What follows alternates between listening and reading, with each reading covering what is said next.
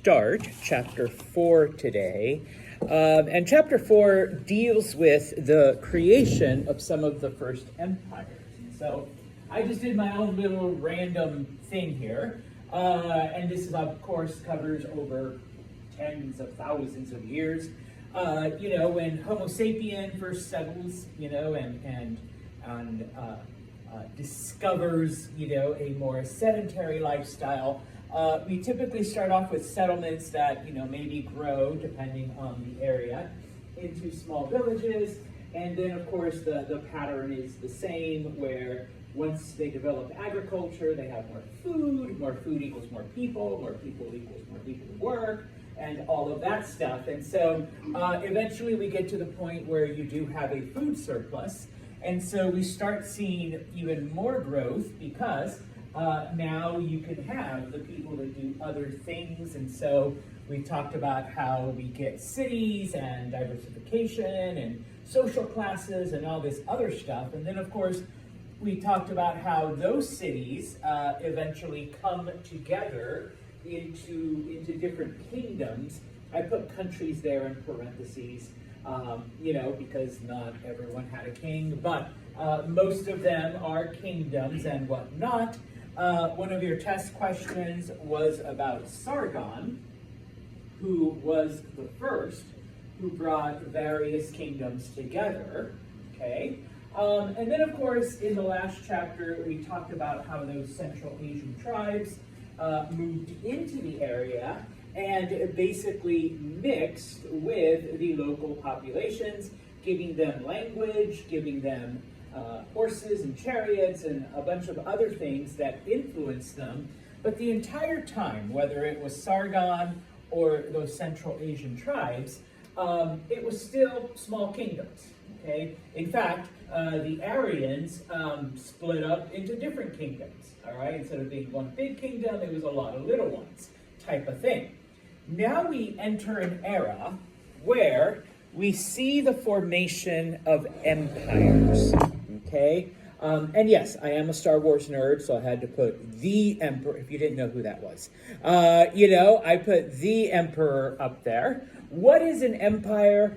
Okay, there's several different ways to look at it, and I already know. I am going to ask you this on the next test. All right. Number one, an empire can be different ethnic groups under one ruler. Okay, so in this case, we are bringing together, different kingdoms, and, they're all different ethnically, and they're being brought under one person, okay? Same thing with different states, because remember, it's not just people, but sometimes those people are part of a country. And so 2, 3, 4 different countries or different kingdoms are brought together under the same ruler, okay? Now, typically when you have an empire, it's a lot bigger than just your average kingdom, because within this empire, you are going to have people who speak different languages, okay? Yes, there will be one main language, typically the language of whoever conquered everything, all right? And I say typically because there are some exceptions, all right? But for the most part, you're going to have one group speaking one language, another group speaking another language. Politics, once again, because these were different kingdoms, different countries, they have different political ideas. Trade, maybe they traded with each other, maybe they traded with other areas, but now it's all under one control. And then finally, religion, all right? These different areas had different gods that they worshipped, and so now they either worship the one gods, or because most people are polytheistic during this time, you worship the gods of the conquering country, or they let you keep your own gods as long as you honor theirs. Now, in addition to this, we also see empires that are based on certain things. And we're going to talk about For example, the Phoenicians, who were actually a really, really small country geographically, but they spread out via trade into different areas. Okay, they didn't care about conquering, they just cared about trading. And so their outposts were everywhere. Okay, and then we'll look at some kingdoms or some empires, like the ancient Israelites, who were united by one common religion. Okay, everything else was different, but they all worshipped, they all had the same religious beliefs. So there's various ways that we can look at empires. Okay, so how does this come about? All right, and once again, from when these Central Asian tribes invade and they mix with whether it's Egypt, whether it's Mesopotamia, whether it's India, you know, all the same, okay? We see hundreds of years pass, okay? And what initially brought them was drought, okay? So that forced them to kind of move into new areas. Well, around 1200 BCE, we experience another widespread drought. Okay, so like, 2,000 years later, suddenly there's another drought. And so once again, we begin to see people moving around, all right? Except this time, it's not just those Central Asian tribes, it's giant groups of people, okay? We see various kingdoms collapse, all right? The Hittites, all right, that's why they're not around anymore. It was during this era of drought, since modern day Turkey had very little land that could be farmed. They depended mostly on trade. Their entire kingdom collapses, okay? Egypt gets weakened.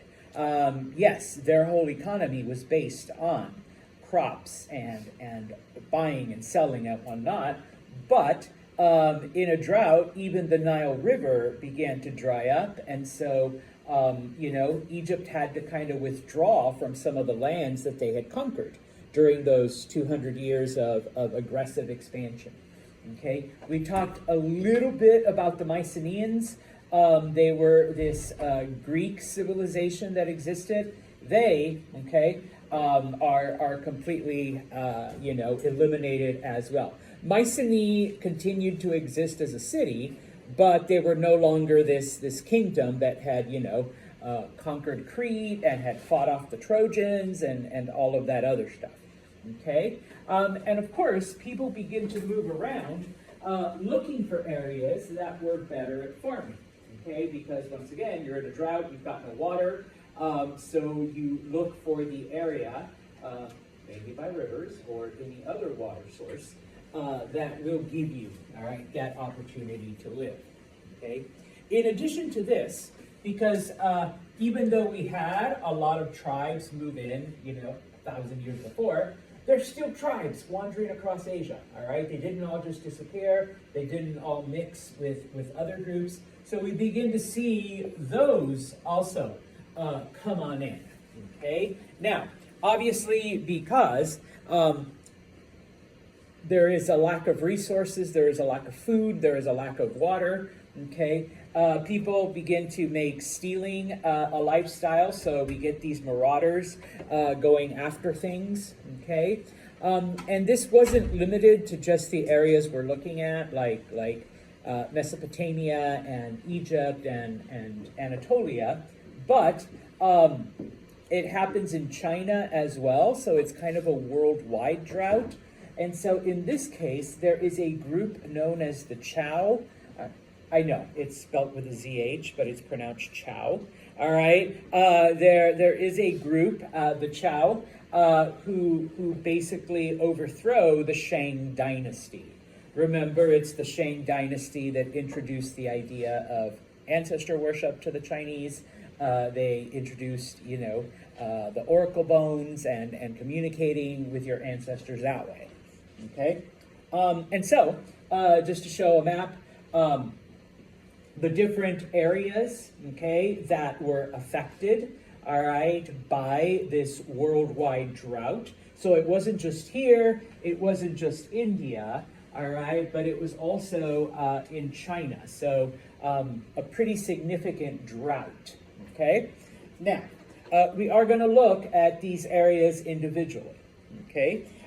Because we do see empires forming, all right? So, number one, okay, obviously, with these kingdoms collapsing, all right, there is a power vacuum, all right? So that's like thing one that leads to the creation of empires, okay? Thing two, there are some groups out there who domesticate the camel, all right? Before this time, camels had just been running wild through the desert, okay? Why are camels important? Not just in a desert area, but in an area of drought where there's no water. What is it about camels? Yes, they can go a long time without drinking. So, if you're crossing a desert, especially in a drought, you know, it's kind of like I was going to say Tesla, but they kind of suck. It's kind of like a hybrid, you know, you fill it up once and you can go for a long time, all right? And so, yeah, you give your camel enough to drink and it will go a long time through the desert. And so the people that were able to domesticate the camel, you know, much better than horses, at least in deserts and through a drought, they were able, bless you. And yes, you can ride camels if you've ever been to a county fair and they have a camel. You know, it's worth the $10-15, all right? Camels are fun to ride. And so, yes, you can ride them, all right? And so, number one, that helps these empires form. Number two, when it comes to shipbuilding, and I know you're like, Santos, what is that? Well, remember, once again, you're in a drought, all right? It's a lot harder to travel over land. So if you're close to the ocean, or if you're close to some of the rivers that haven't completely dried up yet, then it's a lot easier to travel via boat, okay? And so they begin to do that, and of course, you know, boat technology, up until this time, honestly, you're basically, you know, floating on a raft, all right, maybe a little boat, and you're rowing, but now they actually begin to develop bigger, and I say bigger, but, you know, nothing like today's massive ships, but they're able to travel via the ocean, okay? Probably the most important thing, though, that happens, all right, after close to like 8,000 years, humans discover something stronger than bronze, okay? Remember, how do you get bronze? Most of you got this right. Copper plus 10. You melt them, put them together, let it cool, you get a stronger metal. And that's why it's called the Bronze Age, because pretty much everything was made out of bronze. All right, it was the strongest metal they had. Until someone discovered iron.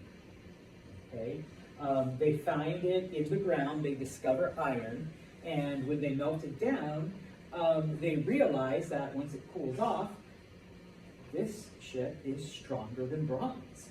Okay, it is 10 times stronger than bronze. And so, number one, weapons. Of course, humans will weaponize anything. Okay, an iron sword against a bronze sword, it would break the bronze sword, all right, in half, all right, like no contest. So if your army has iron swords, that army has bronze swords, they're always going to win. Okay, number one. But probably just as important, okay, they're able to make much stronger tools out of iron, all right? Now, once again, remember, we're in a drought, so there's not a lot of water, all right? And so bronze plows were breaking in like this harder dirt, you know, as farmers were trying to till it. And of course, there's not enough water for them to make it soft enough so that the bronze plow could, you know, plow the land without breaking. But an iron plow, okay, it was a lot stronger, and so they could do this in areas that not only faced a water shortage, but once the drought is over, in areas that are not near rivers. So now we begin to see the development of societies away from rivers, okay? Because now you have a device that will let you, okay, do all of these things. Now, iron is the preferred metal for a couple hundred years until people discover that if you take iron and mix it with carbon, does anyone know what you get? Yes, you get steel, all right? And that's even stronger than iron. Just add a little carbon to it. Depending on what kind of steel you want, you add like different forms of carbon in different combinations. And yes, you get steel, all right? But that's not till way later, all right? But yes, all right? So, who are these empires? Okay, we'll talk about the first one, all right? The Assyrians, not Syrians, but Assyrians. Okay, they are a group that invade Mesopotamia. Okay, they take over from the Amorites, from the Babylonians, and completely wipe them out. Okay, now, of course, they are very warlike. Now, the Assyrians actually live in the northern part of Mesopotamia. All right, so, you know, they were one of those groups that kind of sat there and watched as Mesopotamia developed into different things, okay? The Assyrians not only have iron swords, but they also have armor made out of iron. So it isn't enough that their weapon can break your weapon. You shoot, you know, arrows at them and whatnot, and those arrows basically just bounce off of them because you're shooting arrows that are either just wood or that have bronze-tipped, you know, arrowheads, and that's not going to penetrate iron. Okay, so they quickly conquer not just Mesopotamia, but parts of Anatolia and into modern-day Palestine, Lebanon, Israel, all of those areas. Okay, now the Assyrians were especially brutal to the people that they conquered. Okay, one of the things that they would do, okay, or at least the first thing that they would do, and it was kind of a psychological warfare, all right? Because you have to remember, with the exception of these tribes that are constantly moving, all right, or these nomadic peoples, most people didn't live more than 10, 20 miles from the place where they were born, all right? You literally stayed in almost the same place for your entire life. Okay, the first thing that the Assyrians would do is they would conquer an area, take the people, and move them somewhere else.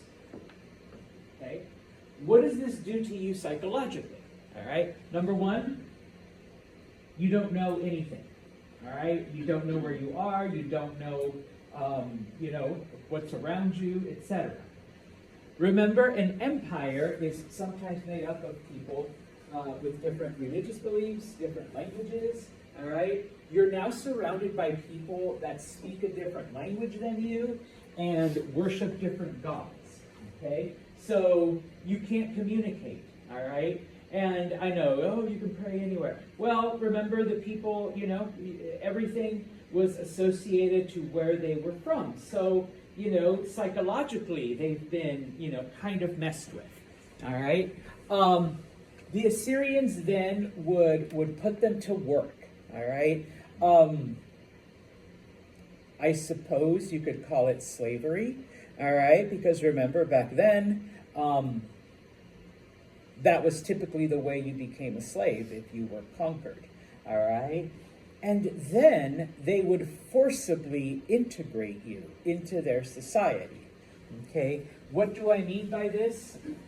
We take this group, we move them to a different part where, you know, they're completely isolated, they don't speak the language, and then we force them to marry Assyrians, or at least women bear children by Assyrian men, okay?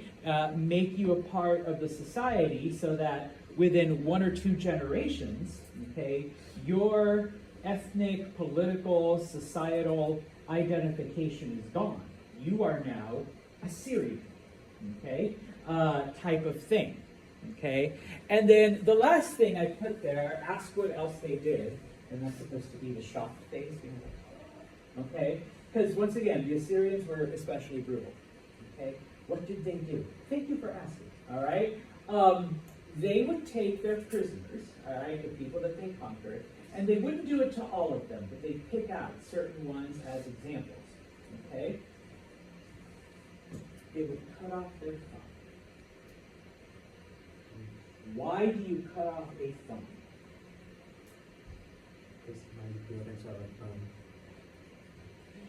The opposable thumb, it's like a miracle. Yeah, you can't hold anything. All right, I know it's kind of hard, to try. Okay, Like, I'm gonna take a drink of your matcha. Okay, yeah, not going to happen. All right, but remember, this is a warlike society. What can you not hold, especially without a thumb? A sword. Yes, you can't fight back. Okay, and now typically they would do it to your dominant hand, and just statistically, most people are right-handed. I'm like looking around, maybe there's a left-hander around somewhere. All right, but and if so, of course, if you pulled that trick on me, then we'll just cut off both thumbs. All right, but they cut off a thumb. All right, so that you couldn't hold a sword, you couldn't fight back. It's really hard to do other things. Sometimes, though, they were nice and let you keep both your thumbs, but they would cut off a big toe. Does anyone know what that does to you, to lose a big toe? Yes, it affects your balance.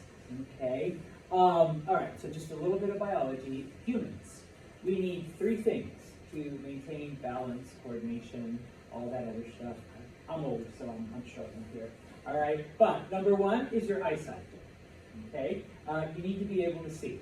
All right, now, but Mr. Santos, I know people who are vision impaired. I know people who are blind. Yes, if you don't have sight, your body adapts. Okay, it can adapt. All right. Number two is your your inner ear. Okay, not this thing, not the hole, not even the drum. You got to go past that into the hearing organ. There's a little thing of water, and then there's something that floats there. And as long as that balance is maintained, you're fine. All right. I once had an inner ear infection. The entire world would spin. All right, it did. Oh my God! And without without tripping on anything, I was like, whoa, okay, yeah, I need to lie down. All right, and there's basically nothing they can do for it. They prescribed a medicine that just get away with the vertigo, but like the infection was still there. It goes away on its own. But if you've ever had an inner ear infection or inner ear problems, the world gets to spin a lot. Okay. And then, of course, the last thing you need are your big toes. All right? You lose a big toe, you don't really recover from that. Okay? Your balance is, pardon my Assyrian, for the rest of your life. Okay? Why would you cut off someone's big toe and affect their balance? They can't run away from you. Yes. I know. Kiara's like, shit, these Assyrians are bad. Yes. Okay, they knew what they were doing, and they totally messed with their prisoners. Okay, so yeah, I mean, you could still work, because back with my thumbs. All right, so you could still do stuff. You'd fall over every now and then, but you could still do all of the work that they would make you do. Okay, and of course, what did they make you do? All right, because remember, you were basically used for slave labor. All of their roads, all of their forts, all of their military apparatus, it was basically slaves, these captured people, these thumbless, toeless ones, that would be doing this. Now, they wouldn't do it to everyone, okay? Because obviously you still want, the really healthy people, all right? So they can do lots, because, you don't have balance, how are you going to climb up ladders and stuff like that? All right, or if you don't have a thumb, you're not going to hold a hammer or whatever. Okay, but of course, if Olivia here starts talking smack and be like, hey, check out Tori, how's she doing without her thumb? Check out Kiara. Oops, she just fell. You want that for yourself, without a big toe? And he's like, no, I'm sorry, Santos. I'll build the road. I'll do all the other Okay, then. And so, yes, you would hold up these, people as examples. Okay? Of course, for those of you that weren't removed from your homes and didn't lose body parts and stuff like that, you continued your own lives, but you had to pay tribute. You had to pay, a huge amount of what you made to the Assyrians. All right? So life was not pleasant if you were conquered by the Assyrians, and the Assyrians lived by warfare. Okay? They just went out and conquered as much as they could. All right? Now, when it comes to Assyria itself, okay,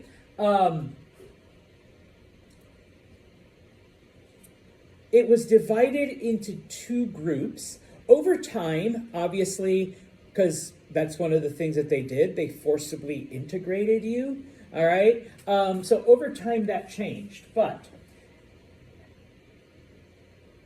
part of Assyria was known as the land of Ashur. Okay? This is where the real Assyrians lived. This is where the original Assyrians were from, pure-blooded Assyrians. Okay? Their two main cities were Ashur and Nineveh. Nineveh was their capital. Okay? It was a pretty big city. It was built along the banks of the Tigris River, much farther north than, the other cities of Mesopotamia. Okay? At the very top, obviously, was the king of Assyria, now emperor, because he's conquered other groups, okay? The people that he appointed, okay? And of course, the religious people, the priests, all right? We don't have time to talk a lot about Assyrian religion, okay? Now, the rest of Assyria was known as the land under the yoke of Ashur. Okay, that's a long-ass name. But basically the rest, okay? So everywhere they conquered, southern Mesopotamia, Anatolia, like I said, they conquered Palestine, they conquered Israel, they made it all the way to the borders of Egypt. They were able to conquer, east into the mountains. They stopped at Iran, okay? So all of that was known as the land under the yoke of Ashur. They were the ones that, were displaced, were moved from one place to another. They were the ones that lost toes and thumbs and other body parts. And they were the ones that were forced to not only pay tribute, but to, perform the hard labor, the slave labor of the empire. Okay? Remember, though, that this wasn't always the case, because once a group of people was assimilated, within 2 or 3 generations, they were now considered Assyrian, even though they lived in the land under the yoke of Ashur, okay? And so the Assyrians then would continue to conquer, all right? And so this map then shows, okay, the purple area, that's Ashur. That's the original Assyrians. This is where they start from. And over time, then they conquer the brown, then they conquered the yellow, then they conquered the green. Eventually, they conquer all of Egypt as well. All right? So Assyria does, in fact, become a pretty big and powerful empire. Okay? Now, for those of you who are either Judeo-Christian, all right, they do conquer Israel. They do take part of the ancient Israelites to Assyria, okay, where they are forcibly integrated with, the Assyrians. And so if you ever, I had to go to like religious school and shit. When people talk about the lost tribes of Israel, they're talking about those people. And I remember being like little in, like Sunday school and shit like that, wondering, oh my God, how can you be like a group of people going, where are we? In this case, it wasn't that they were literally lost, but that they were lost to history, because they were forcibly integrated, all right, by the Assyrians into their society. Okay, so little by little, after 2 or 3 generations, they were Assyrian, because they were forced to intermarry and all of that other stuff, and they were moved from here to here and all of that. Okay, and so, okay, as I mentioned, okay, these people were used for forced labor. Now, not everyone lost toes and thumbs, because in order to continue conquering and in order to conquer a land that big, okay, we did need to keep some of the, and I'm sorry ladies, you were soldiers. All right, we still needed to keep some of the men, capable of fighting. And so part of it was they would be, drafted into the Assyrian army. So you're going to need your thumbs and toes, okay? And so in this case, part of this was, number one, to hurry up that assimilation, all right, so that, maybe you would marry an Assyrian woman, or by fighting in our army, you feel Assyrian and not, whatever population you were before, okay? And so, it would happen because the soldiers were given, privileges, and back then, part of your compensation was you got to keep, portions of what you took. All right, so obviously, there was that incentive as well. Okay, now, the Assyrians were one of the first, okay, to actually have people in their armies that weren't a warrior class. Okay, a lot of societies by this point had a specialized warrior class. Okay, you're born to be a soldier. If your father was a soldier, your grandfather was a soldier, your great-grandfather was a soldier. So that's your profession. Okay, but with the Assyrians, we begin to see then that people are given a choice. Just because your father was a soldier doesn't mean that you have to be. Okay, but let's say Tori wants to be a soldier, even though her family comes from a line of farmers, then let's let her. Okay. The Assyrians understood this psychological thing that if somebody wants to fight, let them, okay? You shouldn't have to become a soldier just because your father and your grandfather and your uncles and your brothers were, okay? No, she really wants to kick ass, well then let's encourage that, all right? And so you were promoted by your merit, by how good of a soldier you were, not just because you were born into the warrior class and Olivia's family had been these great warriors for generations. Okay? No, we're not just going to promote her just because she comes from a warrior family, even if, you could probably kick my ass, but even if as a warrior, Olivia sucks, all right? She can't handle a sword, doesn't know how to ride a horse, puts the armor on backwards, whatever. Okay? So we should let the people that want to fight. And so because of this, they actually had a really big army and a really powerful one. Plus, remember, if you're part of the captured people, you're treated like an Assyrian. You get the rewards that come from soldiering, and maybe, Jose is not a natural-born Assyrian, but he's going to get all of the rewards by being a soldier. Okay, they'll treat him like one, and yeah, they'll start identifying, all right? And so yes, they had different types. They had infantry, cavalry, remember, iron weapons, okay? By opening it up like that, the Assyrians eventually reach an army of hundreds of thousands, all right, of pretty much volunteers, okay? Yeah, on occasion, you would draft, you would force your captured people, but eventually they're like, well, fuck yeah, this is actually a pretty good deal, okay? Now, with that, of course, there were certain groups that they conquered that they would trust with certain tasks and others that they wouldn't. And at the same time, depending on your society, if they conquered a society that was horse-based, okay, then yeah, you're going to be cavalry, all right? If they encountered a society that, used a lot of wagons and carts and chariots, then yeah, you're going to be either the chariot driver or the person in, which fires arrows and whatnot. So each group that they conquered was assigned a different task. Okay? Now,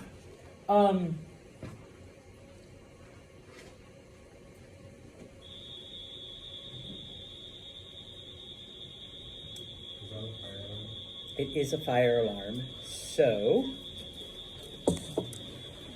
pick up your things. Anything that you do not